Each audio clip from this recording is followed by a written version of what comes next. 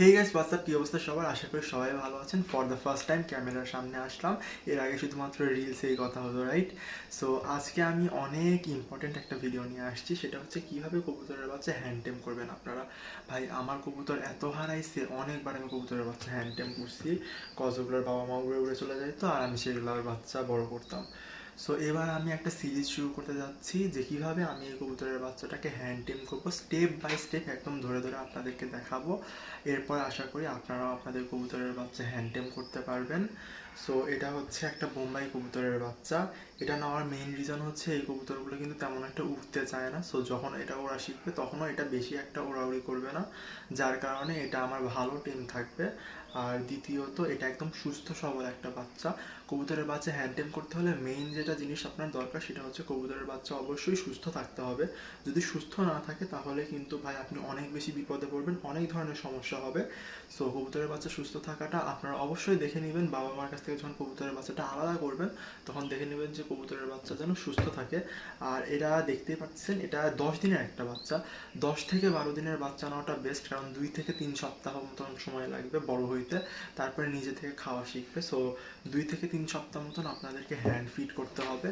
আর এই টাইমটা কিন্তু কবুতরকে ভালো একটা সময় দিতে হবে, কেননা এই টাইমটাতে যদি আপনারা সময় না দেন তাহলে কিন্তু কবুতর আপনার সাথে থাকবে না, আপনার সাথে মিশবে না।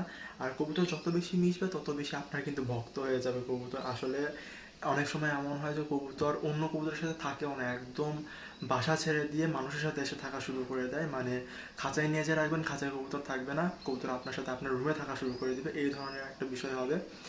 তো অনেক কিছু আছে এটা নিয়ে, অনেকভাবে এটাকে করা যায়, তবে আমি ট্রাই করব সবচেয়ে ইজিয়েস্ট ওয়েতে এটা বোঝানোর। আর দ্বিতীয়ত, আজকে মেইন বিষয় হচ্ছে যে কবুতরটা আপনি ধরেন নিয়ে আসছেন, তারপর আপনি কী করবেন, আপনাকে তো এটাকে রাখতে হবে। এটাকে রাখার জন্য আমরা কী করব সেটা আপনাকে দেখাই। এখানে আপনি যা করবেন সেটা হচ্ছে এরকম একটা কার্ডবোর্ডের বক্স নেবেন। যদি এটার অবস্থা অলরেডি খারাপ করে ফেলছে তো এটা ওয়াশ করতে হবে অবশ্যই। ওয়াশ করাটা মাস্ট, কারণ ওয়াশ না করলে ভাই অনেক সমস্যা হবে, জীবাণু লাগার চান্স আছে।